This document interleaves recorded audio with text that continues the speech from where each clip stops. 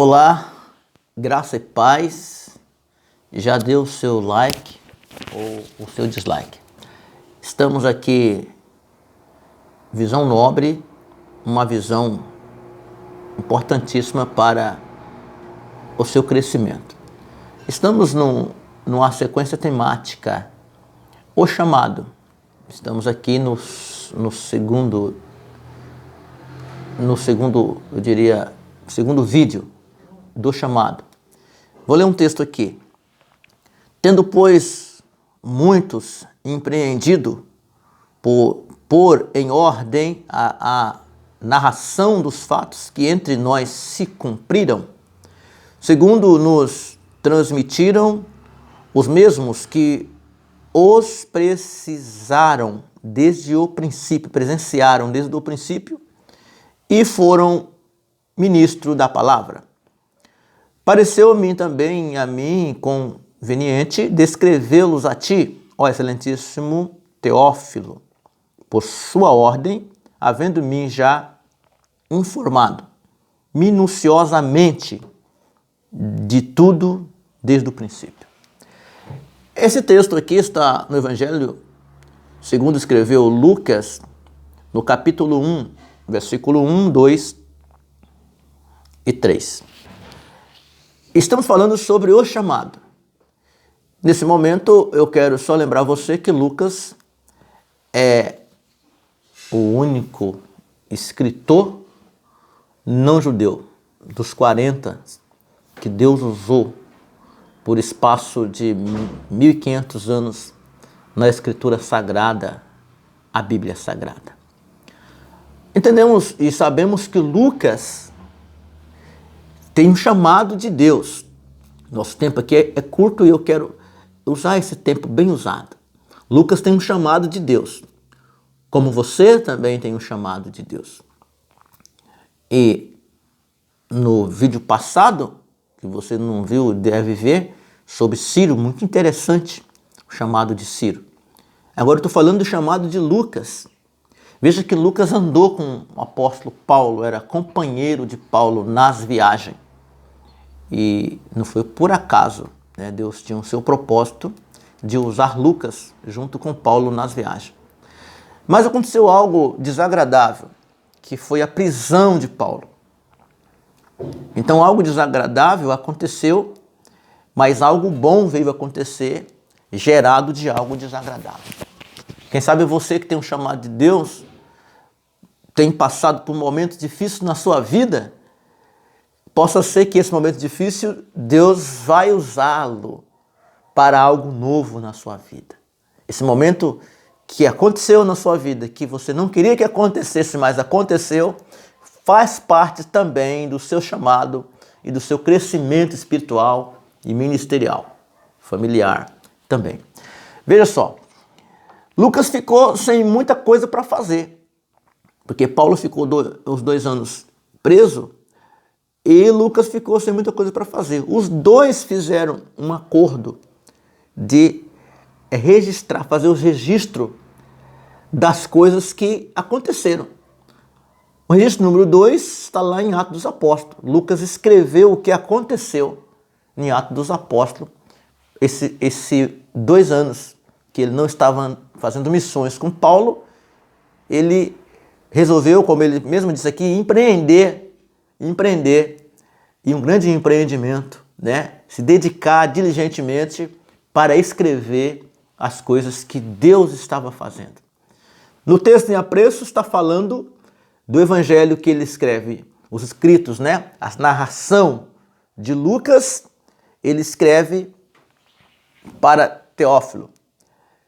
E vamos entender o seguinte, que Lucas teve que viajar muito, gente, para buscar essas informações, como ele mesmo diz aqui no texto, que ele procurou as pessoas que viveram a realidade.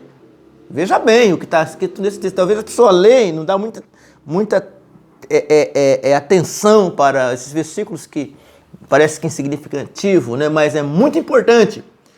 Lucas está dizendo que ele foi atrás das pessoas que viveram a história para pegar os testemunhos e colocar escrito. Agora vamos entender o chamado de Lucas. No meio de um momento difícil, Deus está chamando Lucas para escrever algo importante para nós. Por exemplo, o que Mateus não escreveu, o que João não escreveu, o que Marcos não escreveu, Lucas escreveu. Você tem que imaginar e entender. A história vai dizer que João, né, o apóstolo João, o que amava Jesus, o João, ele tinha mudado para Éfeso. Se você for ver a distância de Éfeso para Israel, para Jerusalém, Lucas foi lá, de cavalo, né? Certamente de cavalo, né? Eu estou deduzindo, em busca de quem? De Maria, a mãe de Jesus. Ele foi lá para saber dos fatos. Então a história vai contar que Lucas chega na casa de Maria, Maria já velhinha, e Lucas vai ali pegar as informações. Maria contou para ele, olha, eu estava desposada, noiva de José, chegou um varão na minha casa e disse que eu ficaria grávida, e eu tive a conversa com esse varão e que o que ia ser gerado de mim era do Espírito Santo e era filho de Deus. Então Maria conta os detalhes para Lucas. E Lucas escreve aqueles detalhes. Daí você viu a utilidade de um chamado? Quantas mensagens têm sido pregadas? Uma explicação mais clara sobre como Jesus foi gerado. Porque Mateus não dá esses detalhes, né? Do anjo que veio até Maria, do Espírito Santo que entrou no ventre de Maria, a virgem que se engravidou, do filho do próprio Deus. É Lucas que faz esse registro. Muito importante. Um outro registro que Lucas faz também é o registro que certamente Maria contou para ele, né? Deles terem que ir até Belém. Aí uma distância de aproximadamente grande. Uma mulher grávida foi até Belém, segundo o decreto do imperador, para se cumprir as profecias de Isaías e também de Zacarias. E Lucas escreveu isso. Lucas também foi nas regiões montanhosas visitar Isabel, já bem velhinha.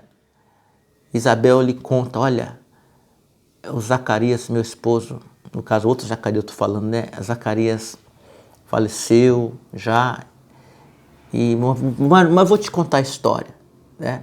Bebe um copo de água aqui do pote, né?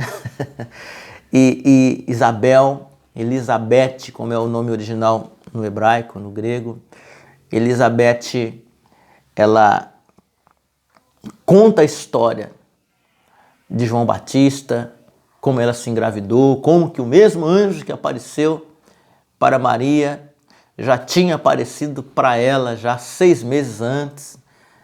Ela conta quando Maria foi visitar ela e houve um Pentecoste, a presença do Espírito Santo moveu as crianças no ventre. Então o chamado de Lucas, no momento difícil da vida dele, que era o seu companheiro, estava preso, esse momento ele usou para escrever 2 documentos sagrados inspirados pelo Espírito Santo. O Evangelho segundo ele escreveu, Lucas, e as escritas de Atos dos Apóstolos. Que quero fechar dizendo, Deus tem um chamado na sua vida. E nos momentos mais difíceis da sua vida, algo novo Deus vai estar fazendo através de você, por meio do Espírito Santo e do nome de Jesus que está na sua vida. Visão nobre, o chamado, o desígnio. Deus lhe abençoe.